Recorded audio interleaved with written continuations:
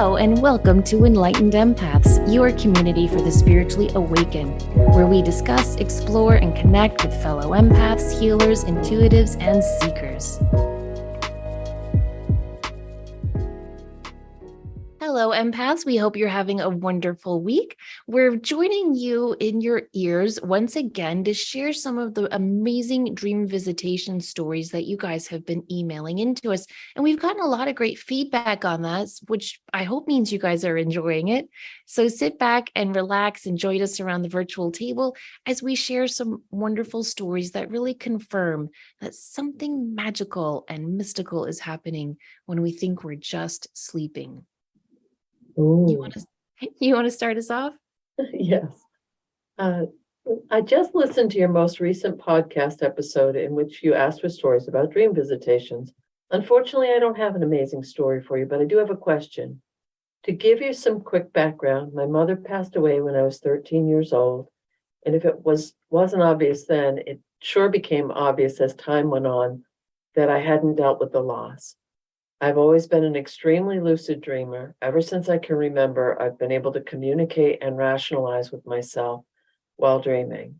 And I've been able to go back to sleep in order to jump back in and finish a dream. There have even been times in my life, especially when the dream is of an ordinary or mundane situation similar to my real life, where my dreams were so real to me that I briefly confused them with memories. With that being said, I used to have clear, vivid dreams of my mother in the years after her death. I can still feel the dreams to this day, and I'm now 35. She came to me several times, and in each and every dream, I said out loud to myself and her, "This isn't real. You're dead. Go away." And I'd wake myself right up. It got to the point where a dream would begin, I'd see her and just say no, immediately leave the dream. I now feel terrible because she probably had a message or intention for the visit, and she didn't even stand a chance. Eventually, my mom did exactly as I'd asked, and I haven't dreamed of her since. Clearly, it was just too painful for me then, but I've done a lot of growing and healing in my adult life, and I've wished so badly I could connect with her again. I've tried talking to her, asking for signs, inviting her into my dreams, praying, asking my guides to help me connect, and nothing, just crickets. A few years ago, my father passed away, and shortly after, my sister and I were having difficulty locating his will.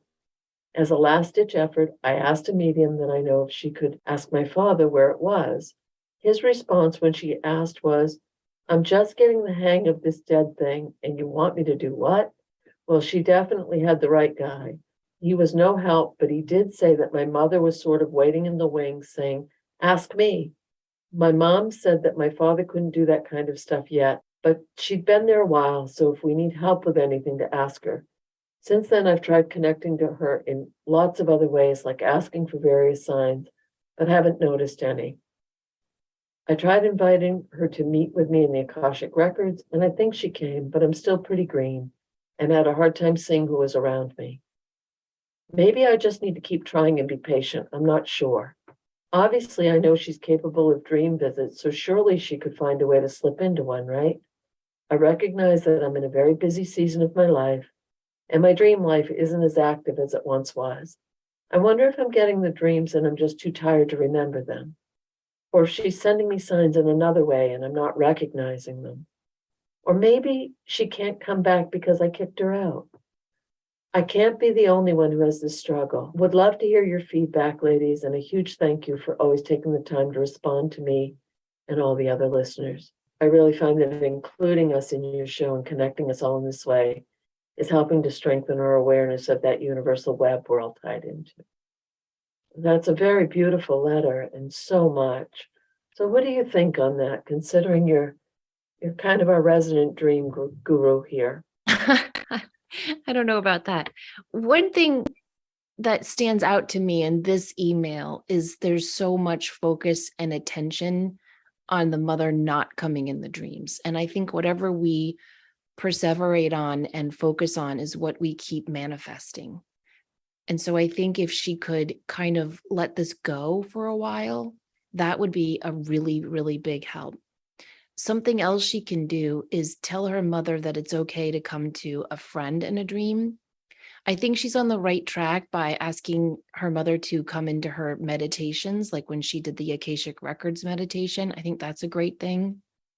Very often, when our loved ones first cross over, they are so motivated to let us know they're okay, that they made it to the other side. And then once they're fully acclimated on the other side, there isn't that strong, intense motivation. It's kind of like when your friend moves across the country and before she's settled into her job or met people, maybe she calls or texts you every day. And then as she settles into her new location, maybe you guys touch base once a week. Do you know what I mean? It's like as you get more used to being on the other side, you don't have that motivation. And they're super busy over there too. They have jobs and things like that. So I would really hope that this listener doesn't berate herself or feel bad for the way she responded in those initial dreams, because that's just really normal. I think most of us have that response of like, wait, this can't be you. You passed on, you're dead. And so I hope she forgives herself. And I think if she focuses on forgiving herself and letting this go, releasing this, it'll create the perfect energy for her mother to indeed come in a dream. That's incredible. And I do think it's amazing how much, to me, having that level of control in a dream, of being able to turn it on and off, I love that. Can you develop that skill, do you think, or is it more innate? No, I definitely think you can develop it. Again, it's about motivation and setting the intent and practicing and being patient, but always with that balance of surrender. Because it's weird when we're trying to do something in our life. If we want it so intensely, it almost kills it before we can manifest it. That's a very good point. So you've got to practice these skills with this attitude of surrender. It's like I read this fascinating article on beginner's luck. You ever notice how, like, when you try something new, like maybe you pick up a tennis racket for the first time and the ball just goes swinging beautifully over the net and you're like, "Oh, look at me. I should have been doing this since I was 9. I'd be, at Wimbledon now." And then the person hits the ball back to you and you can't hit it back to save your life. Well, they've actually done research on beginner's luck. And the reason why people are often really good when they try something the first time is because they have no expectation. They're just like, oh, let me try this. And because they have no expectation, because they're not insisting that it look or feel or have an outcome of a certain way, that's the exact energy we need for success in whatever we're trying to manifest, whether it's a dream or a job or a relationship. Very, very good advice. Okay, our next one says, my husband is the family member who gets visited. Not often, but when he does, the messages are like terrific conversations. By the way, he doesn't really believe in psychic stuff, so he chalks this all up to a dream and is not one to title it a visitation. He had my parents visit not long after they passed, and the message was, tell your wife we're okay. He said they were very young looking and were on a road in Hawaii, which was where my dad was stationed when I was an elementary age child. I can just imagine the green station wagon we took to Bellows Air Force Base, military only beach. We never went anywhere else and even saw the Charlie's Angels filming in the 70s there. Another time we took a cruise with my brother's family, and again my husband got a visit by my dad. He asked my husband what year it was and who won the Super Bowl. I guess they don't know that in heaven. I love that. So this is such a great example of a dream visit. And I think it's great that her husband acknowledges these dreams and shares them, but doesn't, won't label it psychic. That makes a lot of sense. But I love that he's still open to it. And there are elements to these two dream experiences that really ring true. First of all, when we're on the other side, we can go anywhere we want on earth, right? We can go anywhere, we can look any way we want. We have so much um, ability to travel in that different dimension. And of course, wouldn't you travel to the places on earth that made you the happiest, where you had the best memories of raising your family? So it makes sense that they would appear in Hawaii, where as a child, she and her family had all these beautiful memories. And I love that, the dad came back again when they were on a cruise making new family memories and appeared in a dream just to check in and say, hey, who won the Super Bowl?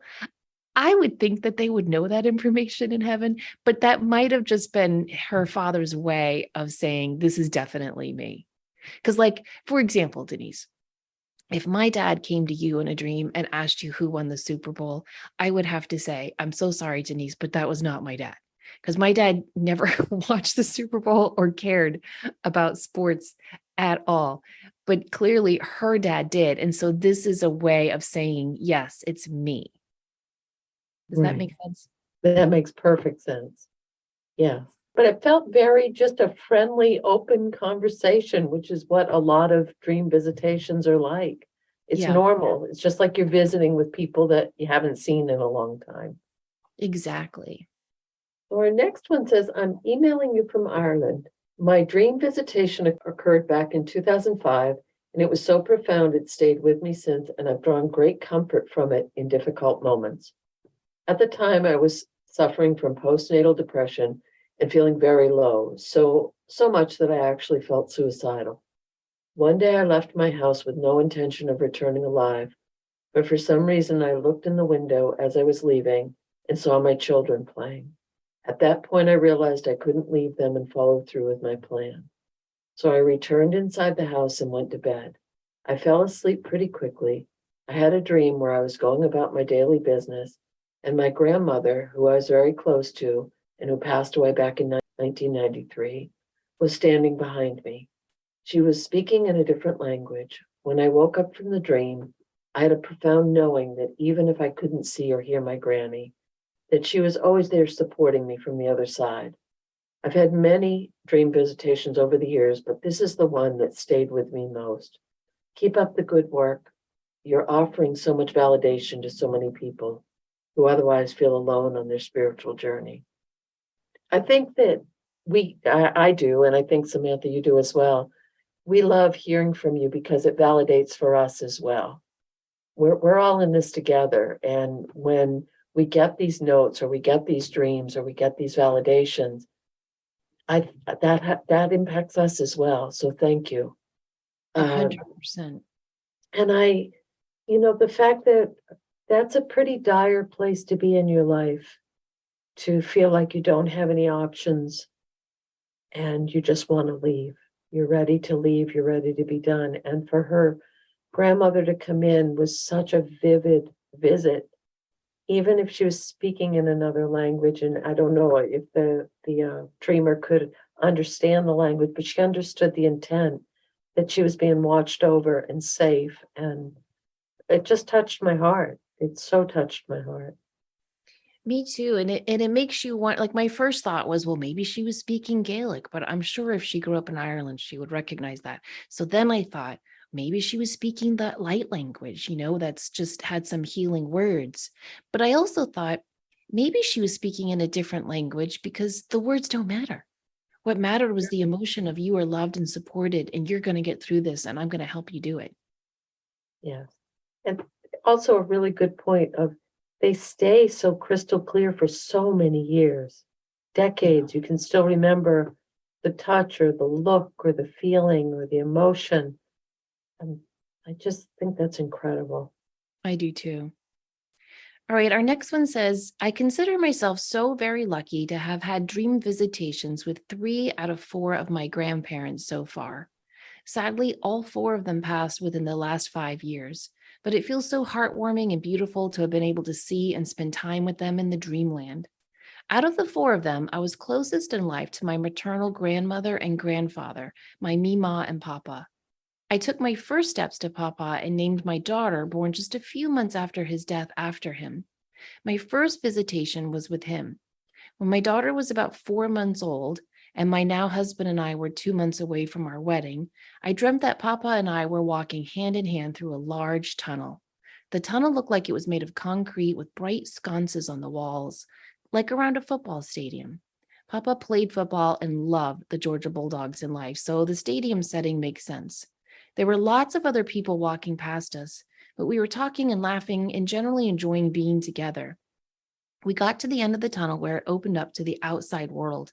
It was evening, and we walked right out onto a small dance floor with beautifully strung cafe lights hanging overhead. There were other people on the dance floor celebrating, and we danced together among them. I don't remember what we said to each other, but I do remember how wonderful it felt to be in his arms, to see his smile again. I woke up with such an overwhelming feeling of love and joy. It was such a gift. My Mima passed away almost exactly a year before Papa, and my visitation with her occurred in May of 2020. My husband and I had just started trying for another baby. During the dream, I don't remember seeing Mima, but I felt her near me and heard her say that we would get pregnant on our first try. She seemed very excited about this as she told me, and I felt so much warmth from her. About 2.5 weeks later, the dream was confirmed by a pregnancy test. I know that so many people have such a tough journey trying to get pregnant and bring a baby to term, so I just wanted to acknowledge how incredibly lucky and grateful we feel. It was incredible to receive this news and encouragement from her. Thanks for letting me share. Wow. Okay, that is fantastic. And I love that the grandmother was there to celebrate before the baby came, and the grandfather came to celebrate after the baby came. It's like this perfect bookend of dreams. I understand why she says it felt like a stadium because he loved the Georgia Bulldogs, but I see that in these dream visitation stories a lot, this idea of a tunnel or a passageway. And it makes me wonder if there are almost like dream portals or meeting places where we meet, where this dimension meets with the next dimension, and that's where we can interact with them.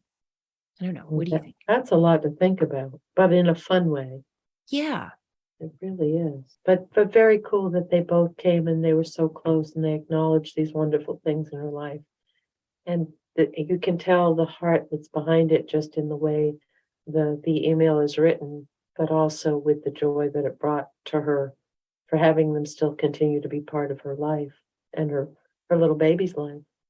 Yeah, and look at these recent examples we just read. You've got one grandmother visiting when a woman was dealing with the darkest time of her life.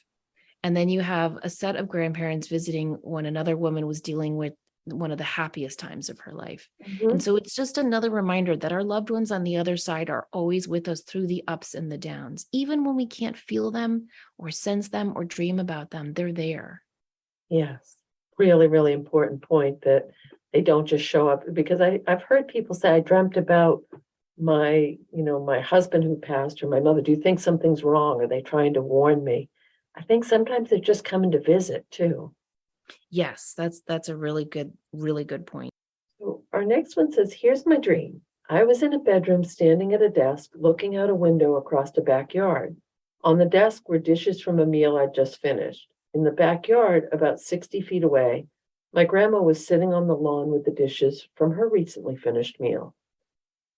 She looked at me across the space and telepathically communicated through the closed window. I would take my dishes into the kitchen, but if I went in there, I would fall down. I replied to her, I'm taking my dishes there now. Watch me fall. We laughed, and that was the end of the dream. The day before this dream, I'd lost my temper and handled a situation poorly with a person I love. I was feeling particularly sorrowful that night. What I understood my grandmother to be communicating to me was this. Inside of the house represented the embodied physical world. She was outside of that physical space in a different dimension and was telling me if I came into your dimension, I'd mess up too. This dream has been a comfort to me and helps me understand that part of being in this place just means messing up sometimes. Of course, we have to learn and grow, but we can hold our failures lightly and forgive ourselves. Of note also, the telepathic communication was distinctly and powerfully different from normal dream or verbal communication, so it stood out. My grandma died over a decade ago, and I've recently become aware that she's on my team. I'm so grateful when she stops by with a little support and encouragement. Again, thank you for what you do. Another grandma. They're busy. They are busy. I Um, love it. but just validating that it's okay to be human. You're still loved. I would have done the same thing. That's a beautiful message. It is. And it's an important one too, because even though when we die and we go to the other side, we still have work to do and things to work on, and we're still growing our soul and all of that. I really believe that it's here on earth that our lessons and our soul growth gets almost like imprinted on us. You know what I mean? Like I've always wondered, because everyone describes the other side as like, oh, it's so beautiful, it's so wonderful, everyone's happy all the time. And I've always wondered, is that true? And I've also wondered, well, if that is true, then who the hell signs up to come back, right? And so something I've always thought about is I bet learning on the other side, I bet it's just different. It's like if you wanted to learn how to skydive, you could go online and read books and watch videos, and you could have a really good idea of how to skydive, right? But you're not really going to know what skydiving is until you are standing there getting ready to jump off that cliff yourself. And I think that's how being on Earth is. Like, I think we can learn things on the other side, but I just think the lessons stick better when we're here on Earth. What do you think? Or there's certain things that we can experience in the density of this vibration that we can experience. That's why I always say, honor the physicality in your life, because we do have a body. We have physical senses that we can use. Will that be an option in another dimension, realm, or time? I don't know. None of us do, really, if you think about it. So I think it's important to make the most of being here.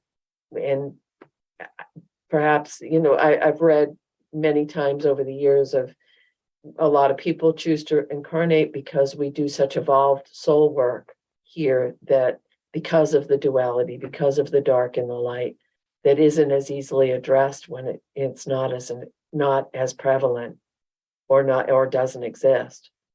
Because Yeah. how would you learn to be kind if you were always in the kind place? Yeah, it's like that wonderful essay C.S. Lewis wrote about how would we know joy if we never knew Right. sadness? And so we have to experience it here. I often think of the other side kind of like, did you ever see that documentary, The Last Dance with Michael Jordan? No. I'm not a sports person, but I loved that documentary. And it just shows how a basketball team works, and how much effort and talent and sheer drive goes into it. But when they're playing the game, they're playing the game. And then when the game is over and they're preparing for the next one, they just sit with their coach and they rewatch their games. They watch how the players on the team they're about to play, they watch those videos. So there's a lot of prep that goes into it. That's how we look at the other side. Like, I think when we get over there, we're going to do our life review and look at our life and scenes and snippets from it and look at other people's lives and how it affected ours. And we're reviewing. And then when we're getting ready to incarnate, maybe we're looking at snippets of our upcoming life and other people's. But this is the game. This life on Earth. That's the NBA. That's a good analogy. Metaphor makes sense. Okay. Yeah. All right. Our next one says, after I listened to your episode from April 25th, the Community Connections ones, where you discussed another listener's experience as a night worker or soul traveler, my jaw almost hit the table. I wonder if I've been doing this most of my life without understanding its purpose, and I'd love to hear your insights. I know I have mediumship abilities as well as being clairvoyant, precognitive, and empathic. I've had visitations from loved ones on the other side, a consultation with what I believe was my spirit guide, and an experience of being wrapped in golden light from an angel who was protecting me. I am also a very strong dreamer, and it seems that most of my intuitive adventures happen while I'm dreaming.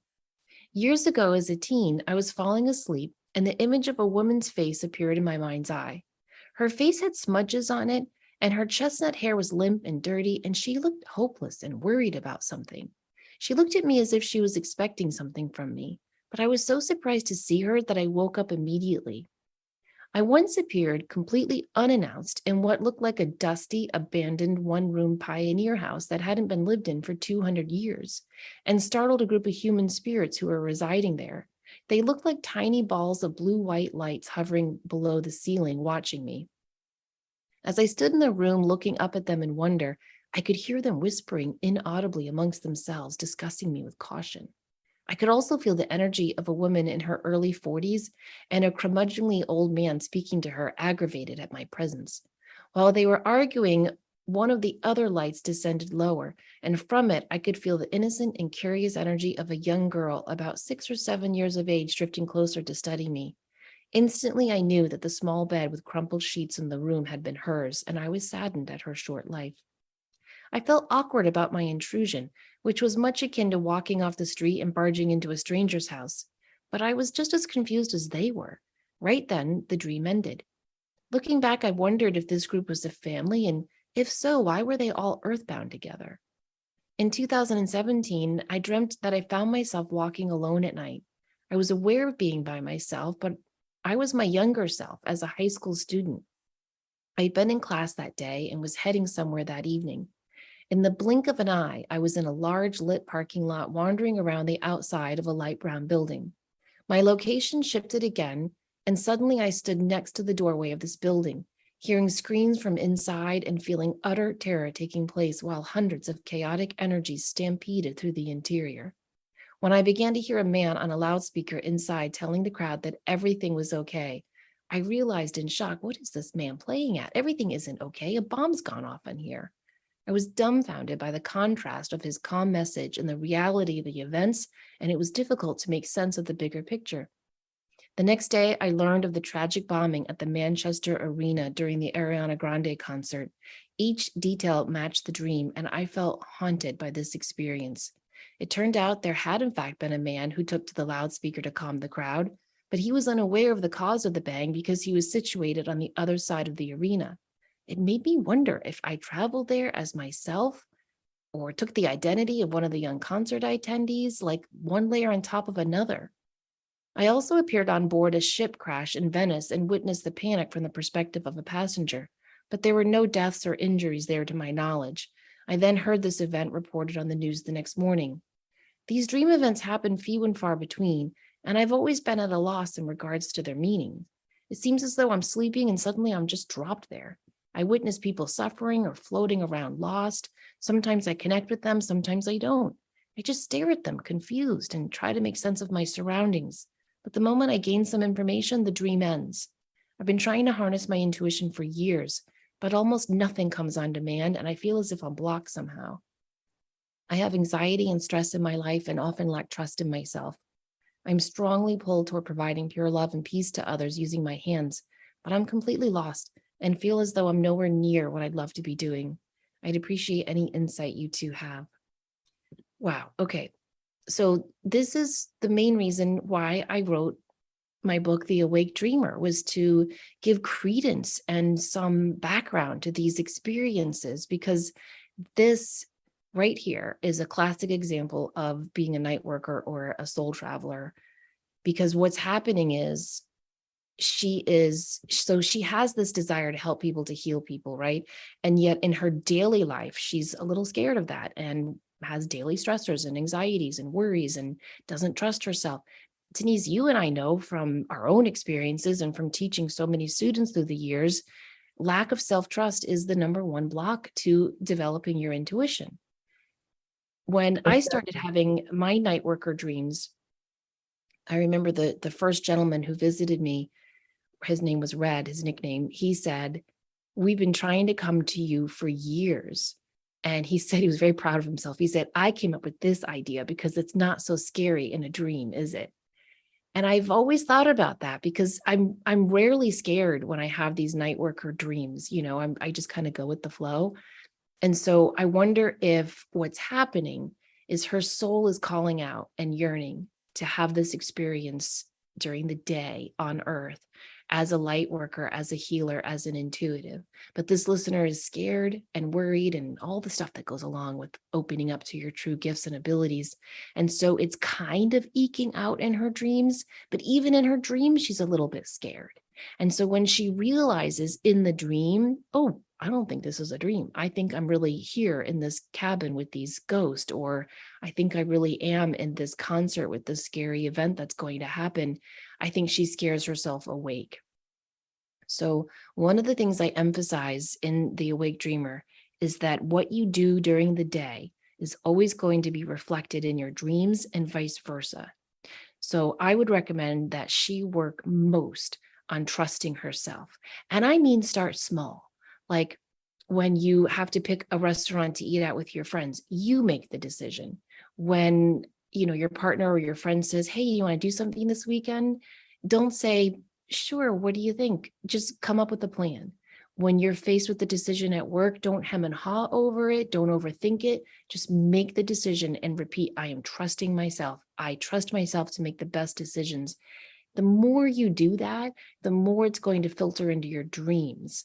And then the more confidence you have in your dreams as a night worker, the more confident you're going to become in your soul as a light worker for your day work, which I feel surely needs to be moving into this arena of healing and intuition, because she's definitely got the skills. What do you think, Denise?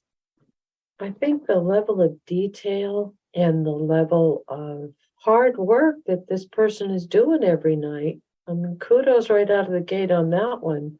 But I agree with you. You're going somewhere to do this level of work to heal, to help, to support, to nurture. And I'm curious on my part is if you're doing that full time in your dream as a night worker, as a soul traveler, does it need to manifest in your daily life as well? Or are you already fulfilling that contract or desire to be of service? You're just not as consciously aware of it. There's just so much. And I have to admit, when you were reading this, I was thinking, wow, it would take forever to write all this down and keep all the detail. And I think people forget that when you're a vivid dreamer or an avid dreamer, you have to make a commitment to keeping track. Yeah, you do have to make a commitment, but sometimes these dream experiences, when I have them, I don't even like to call them dreams, because they're like memories. So it would be like saying, gosh, how do you remember that vacation you took to, I don't know, that island or Disney World? Well, how do you not remember it, right? And so I feel like that's how some of these experiences are. They're so profound that you can't not remember, because you recognize that it's out of the ordinary, that something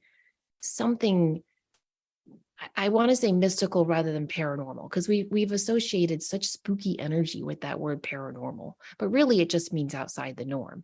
And that's what these dream experiences are. They're outside the norm. That doesn't mean they're abnormal or wrong or weird. It just means they're outside the norm. And so they're going to stand out to us. But this is what our dreams do, whether they are traditional, you know, metaphorical dreams, or whether they are soul traveling dreams. It is our soul's way of speaking to us. Our soul is always trying to talk to us. It's us who usually tune them out because we're so busy or chaotic in our heads or our lives, or working or paying bills or taking care of kids or what have you, right? But when we sit down long enough to meditate or pray or sleep, our soul finally has a chance to talk to us. And I think her soul is telling her, do the work on this self-trust, work on overcoming these inner stressors and anxieties, and you will be led to the next step to fulfill your purpose in this lifetime. And it was interesting, as I'm rereading the last paragraph of this, that it says, she said, I just stare at them confused and try to make sense of my surroundings. But the moment I've gained some information, the dream ends. So is this almost, you had shared years ago now, that when you first started doing this work and you would dream that you were going to school at night to learn your skills as an intuitive, as a medium, and then it was very vivid and real and you'd see the same people. I wonder if this is almost a training ground, as that she's observing and seeing it through other people's eyes, and so that she's getting ready to embrace this in this lifetime and in her waking life. Yeah, I definitely think so. And I think she needs to prime her subconscious. So she should read as many books as she can get her hands on, or watch as many documentaries on people who do this woo-woo work. It helped me so much when I just read every memoir I could get my hands on, going back 100 years to very, very recent, of other psychics and mediums, how they had awakened to their abilities. And it started to normalize it to me. Because I know in the beginning, I was like, nope, no, I am not going to do this work and be labeled weird the rest of my life. And I kept resisting it and pushing it away.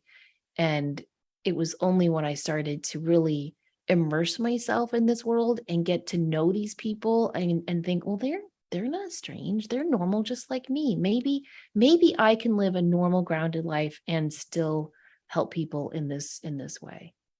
So that might help her too. Yeah. And help her find her unique signature, her unique blueprint to connecting. Yes. So some things may resonate from one person, something else from someone else, but huge believer, whether it's this, intuition, healing work, whatever you're doing, make it your own, and you're going to build a much stronger connection with spirit and your team and your own inner knowing and light. We have time for another one, yes? I think we have time for one more. Okay. I've always had a difficult time remembering my dreams. I took your advice and started writing down what I could remember and sleeping with an amethyst crystal in my pillowcase. The dreams are slowly coming to me with increasing detail. One night I experienced the most vivid dream I can ever recall. I was inside another woman's body, seeing through her eyes. I knew that I was only there to observe and shouldn't be afraid. There was nothing I could do to change anything. I also knew, without any explanation to support it, that the woman was my Italian great-grandmother, Nancy. To my shock, when we looked down, she was protectively holding an infant in her arms. We were in a dark basement of a house that I didn't recognize, and she was standing across from a man in a brown military uniform that looked World War II era. I had a gut feeling this was a brother of hers. I could sense what she was feeling so intensely that I didn't hear the words that were said, just the feelings behind them. The man was very confident and charming. I knew he was trying to manipulate the situation and that he had negative intentions. Nancy felt threatened by him. She turned away from the man and walked up the stairs and tried to shut the door that was at the top. He suddenly flew up the stairs behind her, and she was so afraid. She slammed the door shut just as he was approaching. That was the moment I woke up, heart racing. I quickly went to write this down in my journal, as I always do, with the date at the top. I was shocked when I wrote October 8th. That was the birth date of my grandfather, whose mom was Nancy. He was born in 1945. He also happened to be about 2 weeks short of the day he passed away 2 years prior. I don't know what to make of it, but I'm grateful for the experience. Oh my, that's the category if you can't make this stuff up. I know. It almost feels like a life review memory, doesn't it? Like something that has to be re-experienced to be released. Yeah, just to jump the tracks a little bit, I was talking with a group of people the other night, and they were talking about synchronicities of trauma in their family lineage. We were talking about ancestral healing and how certain events have happened for people throughout their lineage at this, well, maybe losing a child or, all different kinds of events, but just how it was the same, that like almost identical, the same lifetime after lifetime, with this grandmother, granddaughter, great granddaughter, and it kept replaying and replaying. So I agree with you that I do feel like this is something more, but also was this a message for this person in some way, with the dates, with the knowing it was her great grandmother, knowing that this baby was there and the brother. I just love trying to put the puzzle pieces together with dreams. I do too. And something that I've done a lot in my dream experiences is, and I've seen other people with me in these dream experiences, but there's always angels there too and spirit guides. And it's almost like they need the soul traveler to hold the link between this world and the next, and we'll witness a life review. And I wonder if her grandfather, who had just passed away, 2 years before this dream, I wonder if he was just going through a life review and this listener was witnessing it with him and for him. And this was something that he probably didn't consciously remember because he was an infant when his mother was feeling this way, right? But Mhm. maybe his soul remembered, and it was something just like a dotting the i's and crossing the t's, like as he completes his life review, he needed to let that go. I don't know. It's just what popped into my head, but it could Yeah, be something like that. Well, that makes sense. That makes a lot of sense. Wow. It's just something amazing to think about, isn't it? Like what is really happening when we sleep? I really do believe our soul is journeying. Hmm. Okay, so we're gonna have to end it there because we've run out of time. And I'm looking through our notes. We have so many more wonderful stories to share. So maybe we'll do a part 3, Denise. I think we might need to, because even though there's a thread between them, each one is so individual to the person that wrote it in. But some of the feedback that we've gotten from folks, they've had similar dreams or situations, or and it's helping. So Yeah. I think it's very interesting. I do too. I love this stuff. So if you guys want to share your own dream visitation story, you can always email us enlightenedempaths@gmail.com. We hope you join us on our Facebook page. You can find us by searching Enlightened Empaths. And if you have a moment, we'd love it if you'd leave us a kind review on your listening platform or tell a friend. It really helps us to grow our community of connected people. We hope you have a great, wonderful, and happy week. Please remember, as always, to show up, do great work, and share your light. Take care.